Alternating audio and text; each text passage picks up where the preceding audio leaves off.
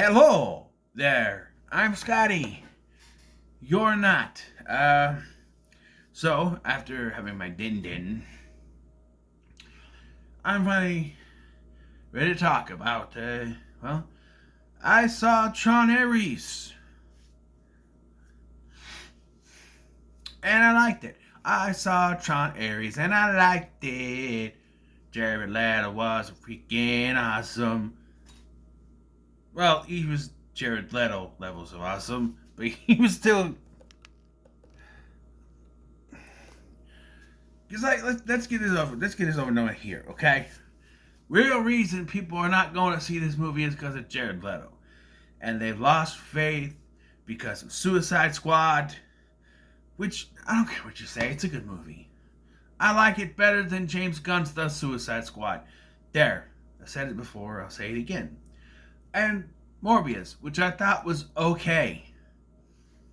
And so because, he kind of lost people's faith, this guy was an Oscar winner. What happened? People are saying. People saw he was in this and went, nah, I'm good. Add on that it's been 15 years since the last Tron movie. I explained that in my Tron Legacy review. I think Disney got Star Wars and went, oh, we need to continue this. But then their Star Wars started to suck. So I'm like, let's bring this back. And then there's also people who are disappointed that it doesn't continue Tron Legacy story. Well, it took 15 years to come out. So, did you think we were just going to jump in? They do briefly mention Sam Flynn, and there's a kind of an Easter egg thing that sets up for the next one that probably won't happen because this thing is bombing. Like, people are like, oh, I am sick of people just going, oh, it didn't make that much money in its first weekend. That's it. It bombed. I'm just like, they shouldn't go by that. I think that is completely fucking stupid. That they go by just the first or second weekends and it's, nope, nah. Go by totally what it makes. And then if then it didn't make back, then yeah, it's a bomb. But like, don't just say, oh, we only made $100 million our first weekend on a $500 million budget or something like that. I don't know how much this was. Wait. It may get better, it may get worse. Who knows? I don't know. You get worse. You can't lose. I don't know. But I liked it. There are ideas here. That seem to work. One of the things I saw when I saw the trailer was like, oh, they're going to the real world. That's not. Real world is boring. But I think they make it work. I really think they do. And they also have a fun callback to the 80s version, which my friend didn't get because he hasn't seen that one. But I reviewed it last year. Look it up. December Tron, the original one. I just put a new thumbnail on it because the one I had was just Bruce Boxleiter's Tron going like this. I'm like, that's not fun. So I had this one. Yeah. So what it is the 15 years obviously have passed since the last one.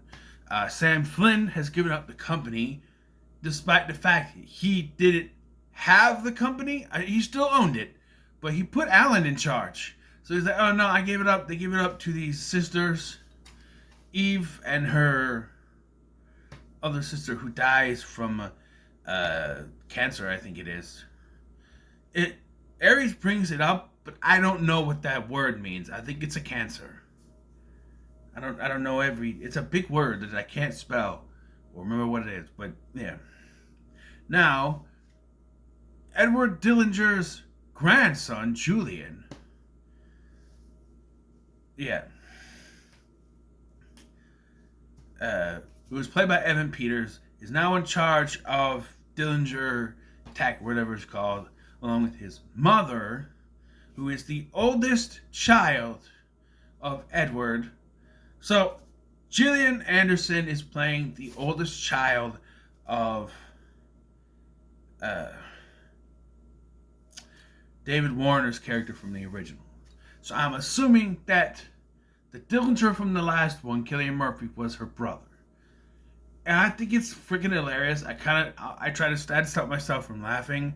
They decided she needs to have fake British accent. But Evan Peters can just speak American, just talk in an American accent, just like that. It doesn't make any sense, but... So we see two sides of this whole situation.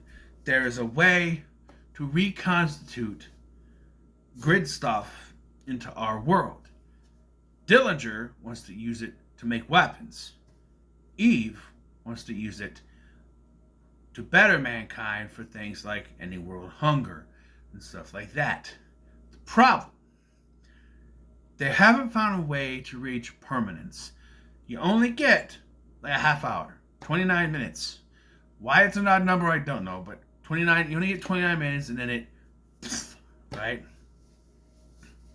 Like when he creates Ares in there. By the way, this is the most, why are we calling it TRON movie?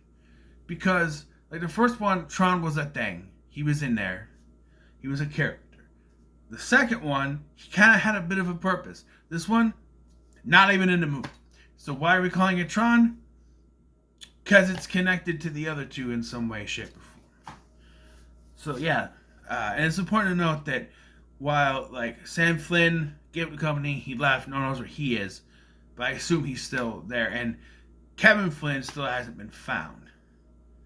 And the Kevin Flynn we see in this movie, full spoilers of course, is not the Kevin Flynn that's trapped in the other grid, but a program in the original grid from the first one, created by Kevin Flynn. Although I'm confused, because for him to create this program, he would have had to have done it. They put it down here because in the last one it said 20 years. I'm guessing that one actually took place in 2009. So they put it down here in black and white. 1989 is when he disappeared. So why is this program that he set up in 1989 look like 2025 Jeff Bridges? Right? He's dressed in a Jedi robe and everything. It's white now. I don't know. That's actually later in the film, but I'm just saying. So now, the thing is that Eve has gone all the way to the Antarctic for some reason. And that's where, like, her sister's setup was or something. I don't know. To get the master code, the code for permanence. And she does that. Dillinger wants it. So, he decides to reconstitute Ares and his sidekick Athena into the real world. To track down Eve and take it. While this is going on, Ares has a little time, his 29 minutes, during the presentation, which has a cameo from Catherine Isabel. Random. Yeah, I was like, huh. She doesn't do anything, but she's in a meeting. She has like a couple lines, and that's it. Yeah, I was waiting for them to in the middle of a speech, but no, the 29 minutes, and then it happens. Like he has this epiphany where it's like I can almost feel the rain. Go outside, kiss the rain. But yeah, just like yeah. So now he wants permanence. He wants to be real, you know. And there is questions like there could be good AI or bad AI, and the bad AI could destroy us, but the good AI could help us. But I gotta point out that what happens if something goes wrong with the good AI and that fails? You know, they're just stop, right? Yes, there are ups to AI, but there are way too many downs to it. We just need to keep it for the goofy pictures and stuff. Don't have it start to control our weapons, because once you put AI in charge of the nukes, that's when the Terminator happens. So stop. Okay? So anyway, uh, I do think there is an issue. One of the things I agree with other people's reviews is that yes, you don't get much to know these. You don't get much time to know these new characters. Like there's Eve, and she's the one new character we spend most with besides Dillinger. But then she has these two other guys, AJ, spelled out AJAY, because he's Indian. I don't know. And not Michael Pena. That's all I can describe him as. Is they're like, oh, we want Michael Pena. He's not available. I have Michael Pena on Wish. There he is. That's really what it's like. They wanted Michael Pena but couldn't get him, so they settled with this guy. And I'd never seen this guy before. And yeah. And they're introduced at the beginning for this new video game thing that crashes because Dillinger hacks into it. And then they're gone to the climax of the film. And I'm just going to point out right here, right now, I was right about Gillian Anderson's character. Turns out she ends up not being a villain. Yeah, because I pointed out in my last review, I'm like, that she's going to be in this one. Disney can't have a female villain. I was wrong about that part. We'll get to it. So she's probably going to turn good, and she sort of does. And then she dies. Because for some reason, screenwriters can't write a redemption story. When they write a redemption story, it has to end with the character's death. Why can't they redeem themselves and then go... Look, it's like one of the redemption story that works is Orm. And I was afraid when I went to see that he was going to sacrifice himself, because that's how redemption stories work. He's got to redeem himself by sacrificing himself. But no, he gets to have the bug and the burger and the shit. And yes, the end of this movie is very much that with Jared Leto. We'll get there. So once he realizes they have the key to permanence, he sends Athena and Ares after them. Ares then realizes that this is wrong and ends up reconstituting himself after the time runs out, and he decides that he wants permanence for himself, and so Athena is sent after him to stop him. But there's only the 29-minute thing, right? This leads them back to Encom. I know I call it Enron in my previous review. I was wrong. It's Encom. When I said that, I'm like, oh yeah, Enron is like oil or something. I don't know. But Encom, and that's where the other two guys are back in the picture, and they have to set this up. They're going to send Jared Leto, Ares, into Kevin Flynn's original grid. And so, because that's where the key to permanence is. And, but Athena shows up to shoot him, and he doesn't want to go in because he realizes that Athena is waiting for him to unconstitute, whatever it is. Decompose, whatever. To go so that she can shoot. And so he decides he's going to jump. I don't know what he's doing. He jumps out the window.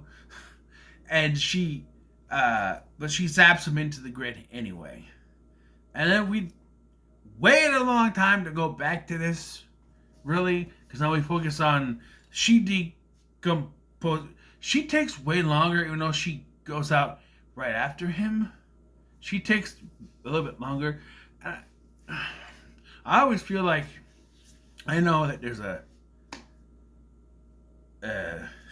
like the passage of time works differently in movies. But there are times where it's like, we have 29 minutes. I'm like, I feel like this chase would have taken 29 minutes already. And it's like, oh, we still got like 3 minutes left. And no, I think you would have been done. And it's like, he deconstitute, but she came out right after him. And she takes like 3 more minutes before she deconstitutes. Or he gets sent into the grid and whatever. But anyway. So then it becomes a chase. She deconstitutes, but then she reconstitutes herself. and she brings like an army of stuff, which is what Clue wanted to do in the last one. Bunch of flying things. She gets one of those big ass things, or what they call it, the big ass orange things, right? And so she goes, brings that through the city. I think it's California. It's Los Angeles, isn't it? Is that where it is? I don't know. But so Jared Leto wakes up in the original grid, still with the wall where Flynn broke in the first one. So it's still there, and he gets the little cycle. And people are gonna say, "Well, this CGI looks bad." It's supposed to look bad. This is supposed to be the original '80s CGI thing. It looks just like it's the original '80s grid. That's when I realized there's technically 3 different grids here, right? There's Dillinger's grid, which is the one where Ares is from. There's the grid from Tron Legacy, Clue's grid, we'll call it. And then there's Flynn's grid, the original grid, right? And we could say Clue's grid is kind of shut down, sort of, even though the original Kevin Flynn is still in there. So yeah, eventually he reaches this place where he sees the program of Kevin Flynn, who looks like 2025 Jeff Bridges, but should really look like at least 1989 Jeff Bridges. I don't know. And he's still doing the dude thing where it's like, hey, man. I'm just like, I guess I don't remember Kevin Flynn acting like that in the original. I need to rewatch it, but I don't want it. Anyways. So then, he impresses him. He's like, you have all the right answers. And he gives him the master key. He says, you got to take it with you. Right? And he stands in front of the slide thing. And I'm like, oh, you going to do it. You do the thing. And he does. Shh. But there's no poster for that because this isn't the climax, so they can't show that. And he arrives. And I called this. When he was jumping in, I'm like, so is he gonna is his lights gonna turn to white now because they have the good guys wearing white and the bad guys are wearing red? It's Star Wars. Going back to my allegory that this was their Star Wars. I'm just saying. So he lands it back in the real world, reconstituted into Kevin Flynn's old lair underneath the arcade. And then his old office, he says. And he's now permanent, apparently, because he doesn't go when the time's up. He's now permanent. He's achieved permanence. And all his lights are off. So I knew it was coming. I'm like, he's going to have the white lights. He's going to be a good guy now. He's going to have white lights. So during this, Athena has chased Eve all the way down Main Street or whatever it is. The thing crashed. She took out a civilian helicopter, as my friend pointed it out. And now she's standing like right where Eve is. Not ready to kill her. Jared Leto shows up, and he takes out his disc, which is technically a triangle, but it's got a circle and then the 3 points, and it turns white, and the rest of his suit turns white. And I called it. He's a good guy now. He's got to wear white, even though they were good guys wore blue in the last one. Whatever. So they have a fight while the others are trying to shut down Dillinger's system. And eventually it is shut down. I thought, because after his mom died, Dillinger seems to act a bit different. I thought he was the one who was going to shut it down. Or help them hack in, but he doesn't. But yeah, eventually they defeat Athena because everything gets shut down. And that's okay. So now you're here. What are you gonna do? He goes, I'll figure it out. And like he's just gone. Where the hell did he go? He's normal. He's human now, right? I don't know where he went to. I don't know. He still got his suit, I guess. I don't know. Anyway, so we see that she is now using this technology to reconstitute stuff and help out humanity. Dillinger's about to go to jail, but he decides to send himself into his grid. Yeah, we'll get to what they teased here. So Then, while they show that she's using all this to help mankind, she gets a postcard. Even they're like, who sends postcards? Especially in 2025. I don't know. I guess he wants to be more human, like it's a text. You know, he should have it on his arm, you know. No, it's from Ares, and he's like, hey, I'm out and about, and I'm enjoying my life somewhere. Where does he get the money to travel? You know, they go over, he wants to be human, they don't go over the whole, yeah, you're human now, you have to pay for things, you're gonna get hurt. No, he crashes, he gets knocked on his ass earlier and nothing. He's just like, huh, huh, huh. And I want to point out, there's this moment where when Athena's chasing after them and the sprinkler goes off. This is before she deconstitutes. And it's like she feels it. I'm like, oh, is she going to turn now? Because no female bad guys. No, she doesn't turn. She just gets more evil for some reason. How that changed Ares and then just makes her more evil, I don't know. They need a villain. And they imply that Ares is going to go find Sam Flynn and Cora from the last one. Because he's talking about how he's trying to adjust and wants to figure out how to do that. So he's going to go find her because she was another program that came into the real world. But I want to point out that she didn't need this fancy technology to do it. Although she just went towards the portal. Which is what they do at one point. I forgot this part. At one point, Dillinger sends Eve into the program, and that's when he rescues her, and they both go out the portal. This is a different portal, but like, she's 100%, he still has 29 minutes because it went through Dillinger's thing and not the regular portal. I don't know, it's confusing. But it's implied that he's going to go find them. So, in the sequel, they're probably not going to get because this thing bombed. We'll see that. And I just... It's Jeepers Creepers 3 all over again. Like, we're not going to get a sequel you want to see, but we'll set up to that. And to that end, if we don't get a continuation to this fucking cliffhanger of a mid-credit scene, I will be pissed. Because Dillinger is sent himself into his grid. When he gets there, he finds a disc. And when he grabs it, it turns him into the master control program from the first one. His grandfather's character with the suit. It puts the suit on him. That one, only it's red this time instead of white. Or whatever that one was. Yeah, was it red? I don't know. Yeah, whatever.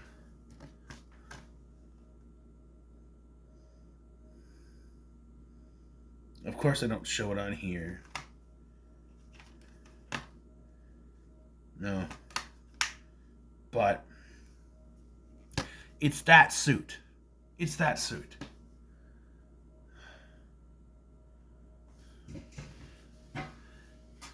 Also, with his mom, dad, and him now in the grid, this does open up Cillian Murphy to show back up again. Be like, okay, I get the company now. Or is he British? I'll get the company now. Whatever he wants to do. After his non-speaking cameo in the last one. But, yeah. What happened to Jeffrey Nordling? I want to know this. I need to know. But yeah, that's where it leaves us off. I want more. To talk about the visuals quick, I like the visuals of this. I think it worked.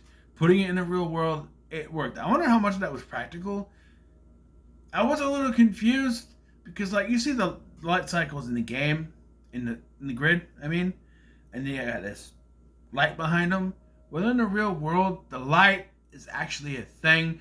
People can crash into it. Okay, but it's light. It was a little confusing for me. The music, not Daft Punk this time, which I didn't talk about in the last review. That was good. This is 9 Inch Nails, and I heard that 9 Inch Nails' music was no end. I don't think Nine Inch Nails works with Disney. You know, they said, I wanna fuck you like an animal. I don't think that works with Disney, but it's very PG down, Nine Inch Nails. So it works. Yeah. It works. I liked it. I liked it. Oh, yeah. I'm trying to remember. I think there was a shot of a young Kevin Flynn, and that was still kind of wonky. But other than that, maybe that's why I didn't do a young one at the end. I don't know. I liked it. I'll give it a low, pretty good. And I think it's a good thing I watched Tron Legacy before this, because I think it made me appreciate this one more. Because it's like, if I didn't, I probably wouldn't understand some things. You don't really need to have watched it, but it'll help you understand, I guess. Definitely need to have seen the original. So, what are your thoughts on Tron Ares? Comment, like, share, and subscribe. Thank you for watching. I'm Sky, and I'll see you in the next one.